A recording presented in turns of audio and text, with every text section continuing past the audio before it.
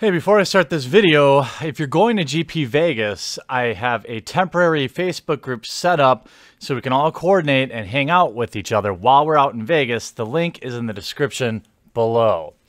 Now, I open a lot of Magic cards, as you know. There's very few people out there that open more than I do. And I opened this particular pack about a week ago. I don't know if you can tell. You probably can if I hold them back further. They're bent already, warped. This pack is a week old. The cards are warping already. Now, is it terrible? No, but it's something entirely new. Well, newer. It's something that has caused me to have to move my entire Magic collection from my basement, which is... It is a basement. However, I have 2 dehumidifiers running down here constantly. I have to move them out of my basement because they just won't last down here. And this has kind of been the last straw for me. It's been pretty clear that the quality control or quality of the actual product, or both, have been on the decline for quite some time with Magic cards. I want to say it's been at least since maybe the second Modern Masters. I can't be 100% sure. Color variations, faded cards, crimping, missing holograms are only some of the many growing issues with our $4 and even $10 Magic the Gathering booster packs. Now, to be fair, I'm told Wizards of the Coast in general has no problem replacing damaged cards at no cost to the consumer. But the frequency of these printing issues is starting to get to absurd levels. Back when I was a kid, 50 years ago, a misprint was something that was so rare, it was often more collectible than a non-misprinted version. These days, it seems like I can't get through a single booster box without finding several obvious printing issues. It's pretty clear to me that there has been a combination of a more lax quality control combined with the pressure of higher print runs and probably some level of cost cutting. To me, it's totally unacceptable when I open a pack of the newest set and in under 2 weeks of sitting at my desk, I already have very visible curling. Look, I get it. Maybe costs have increased and they've had to cut back to keep packs the same price, which is, in my opinion, too high already. And I'm not privy to what's going on in operations, like in terms of their printing operation or their quality control department or QA.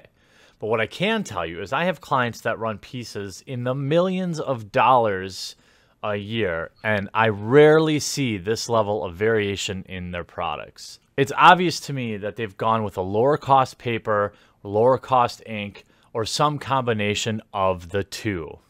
Let's look at just a few of the issues that may not be super clear when I'm linking them here in the video, but here you can see many different variations of purple in this one single card. Here in Pouncing Cheetah, you can clearly see there's different levels of darkness of the ink in each of them.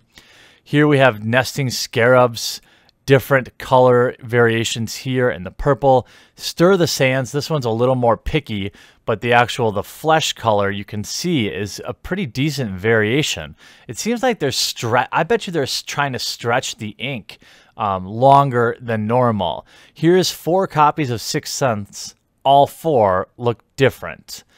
And to me, this level of variation I barely had to look to find these examples, is crazy. One more thing, of all the previously mentioned issues I have with dwindling print quality of products coming out of Wizards of the Coast is how absurdly bad the bending is on foil cards and the utter indifference of the company in terms of producing a better quality product. From the vault sets are a great way to inject reprints as well as give commanders and casual players a great option to help bling out their decks. I can't say the exact set, but it's been well known, especially in From the Vault 20, which included Jace the Mind Sculptor, that the curling and bending of these cards seems to be getting worse and worse. I remember, I think the last From the Vault I bought, which was From the Vault 20, I told myself, that's it. I just can't buy this anymore. I can't support it. If I have to buy a brand new product and then re-bend the cards or put them under books, all this stuff, that seems insane to me. And it's just year after year after year after year, these secondary products, it seems like the curling's worse than any other place. And it seems like you'd want to mess with things on the smaller print runs to try and perfect things. Imagine you are the guy controlling quality control. And you're presenting, let's say you work for these printing companies, you're presenting these U-shaped Magic cards to some QA guy from Wizards of the Coast with a straight face. Then imagine you're that QA guy from Wizards of the Coast seeing this and still greenlighting the print regardless, as if to say, well, screw it, they'll buy it anyway. The problem is we're still buying them. So I don't think Wizards of the Coast is going to change anything. And I'm not going to call for a boycott because those are pointless. But, I mean, that's the sad reality. We Magic players continue to buy them, so they really don't have any incentive to fix anything on a wide scale outside of dealing with the occasional Reddit thread. So you might be saying to yourself, it's an isolated incident. Well, I feel like I've presented to you many, many examples. And let me also say that there's probably less than 10 people in the United States that open more packs of Magic cards than I do. Maybe it's 15. Maybe some stores, I suppose, do. But I would submit to you that I'm pretty damn credible in terms of what Magic cards at least look like. I may not know what's good and standard, but I can tell you I've opened thousands of packs in the last month, and I'm seeing misprints and poor quality at an alarmingly high rate. What I'm asking for is simple, Wizards of the Coast. Accept a slightly lower margin and deliver us Magic players the quality to match the love and respect we have for the game. There are vastly better ways to increase profits than accepting high levels of misprints and damaged cards as a fact of life. Look, you're printing millions of cards. I know mistakes are going to happen here and there, but the amount of them seems to have reached absurd levels. And I'm asking you to reevaluate your printing process and QA team as soon as reasonably possible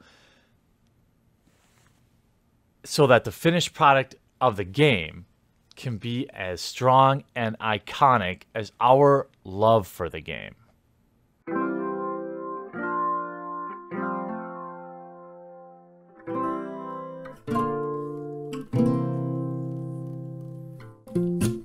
In speculation's name,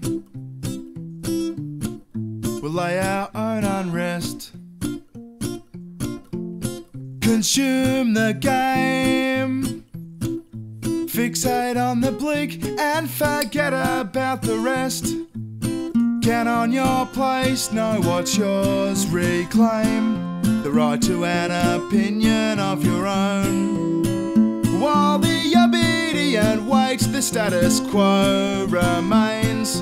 The docile mass relent and minority reigns.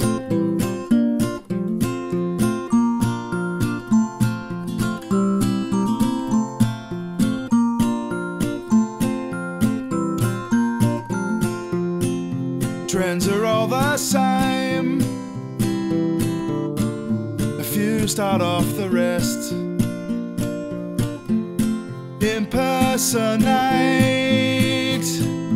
those who have the loudest voice and influential sway. Decide your way and retake your say.